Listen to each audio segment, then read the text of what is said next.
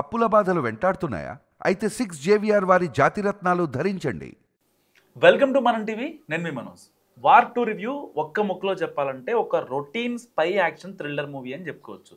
కానీ మేకింగ్ మాత్రం చాలా స్టైలిష్గా అద్భుతంగా ఉంది.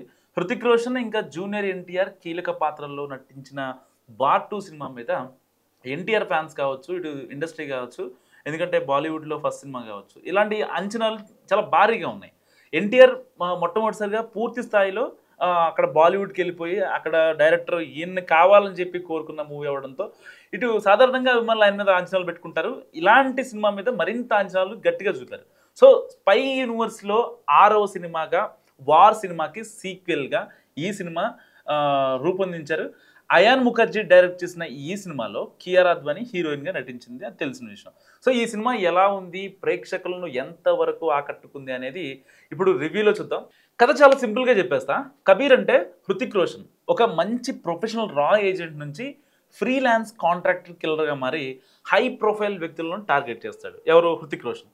ఇదే సమయంలో శక్తివంతమైన 5 దేశాల వ్యాపారవేత్తలు కలిసి ఖాళీ అనే కార్టెల్ను ఏర్పాటు చేసి, ఒక గ్రూప్ని ఏర్పాటు చేసి భారతదేశ ఎకానమీని అడ్డుకోవాలనే ఒక చిన్న ప్రయత్నం చేస్తారు, చిరు ప్రయత్నం అనమాట. సో దాంట్లో కబీర్నే సరైన వ్యక్తి అని నమ్మిన ఖాళీ అతనికి ఒక మిషన్ అప్పగిస్తుంది. ఈ క్రమంలో కబీర్ తన గురువు రా చీఫ్ ఆశుతోష్ రాణాను హత్య చేయడం ఏజెన్సీని షాక్ గురి చేస్తుంది. అదేంటి, ఆయన ఎందుకు అరెస్ట్ చేసింది?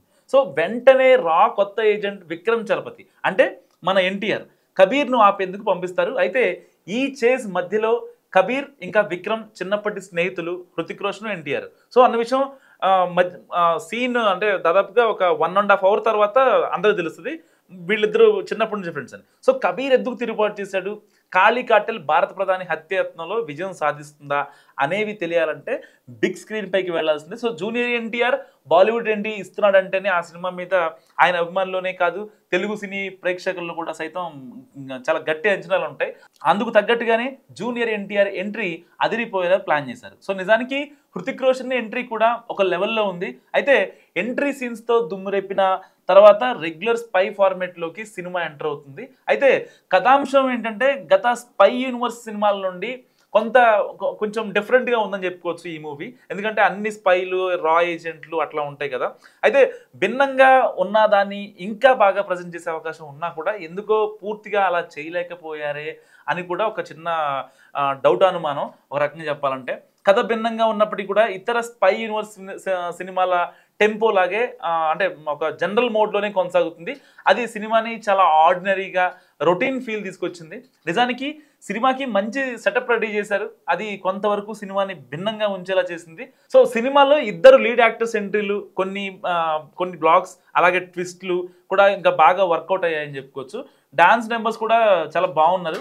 అయితే సినిమాలో ఎమోషనల్ వర్కౌట్ కాలేదు అనే ఫీలింగ్ ఎక్కడో కలుగుతుంది. ఎందుకంటే ఎక్కడా కూడా హీరోకో లేకపోతే విలన్ వల్ల హీరోయిన్ వల్ల మమ్మీకో డాడీకో ఆ సెంటిమెంట్ అనేది ఎక్కడా కనిపిస్తుంది అన్నమాట. సో ఇక నటీనటుల విషయానికి వస్తే మాత్రం జూనియర్ ఎన్టీఆర్తో పాటు హృతిక్ రోషన్ ఇద్దరు అదరగొట్టారు, వారి పాత్రలు తగినట్టుగా ఆకట్టుకున్నారు. కానీ వారు ఇంతకు ముందు చేయనిది విషయాలు అయితే ఏమీ లేవని చెప్పుకోవచ్చు. ఎందుకంటే అన్ని జోనర్స్ని టచ్ చేశారు కాబట్టి క్లైమాక్స్లో వారి నటన ప్రత్యేకంగా నిలుస్తుంది.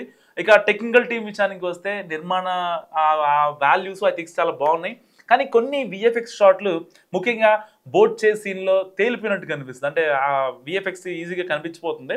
సో యాక్షన్ ఎపిసోడ్స్లో బ్యాక్గ్రౌండ్ మ్యూజిక్ మంచి కిక్ ఇస్తుంది. అండ్ సినిమాటోగ్రఫీ సినిమాకి మంచి రిచ్ లుక్ తీసుకొచ్చింది. డ్యూరేషన్ విషయంలో కూడా కేర్ తీసుకున్నారు. కానీ ఫైనల్గా ఒక్క విషయం చెప్తా, గూస్ బంప్స్ సీను వార్ 2లో ఏదన్నా ఉందా అంటే ఎన్టీఆర్ని ఎప్పుడైతే హృతిక్ రోషన్ చంపాలని ట్రై చేస్తాడో బుల్లెట్ దిగుతుంది అనమాట. ఇక హార్ట్కి ఒక 3 inches పక్కన. అప్పుడు ఒక కంటిలోంచి నీరు, ఒక కంటిలోంచి కోపం. అసలు అది ఆ సీన్ నిజంగా నాకు మార్నింగ్ సినిమా చూసా, మైండ్లోంచి పోవట్లేదు ఆ సీను. సో ఆ సీన్ కోసం అయినా సరే ఎన్టీఆర్ ఫ్యాన్స్ కావచ్చు, ఇంకా న్యూట్రల్ ఫ్యాన్స్ కావచ్చు, ఎవరైనా సరే ఆ సీన్ కోసం పక్కా వెళ్ళొచ్చు. సో జెన్యున్గా ఈ సినిమా గురించి రివ్యూ ఇవ్వాలంటే నేను 3.5 ఇస్తా అవుట్ ఆఫ్ 5. సో మీరేమనుకుంటున్నారో కామెంట్ రూపంలో చెప్పండి.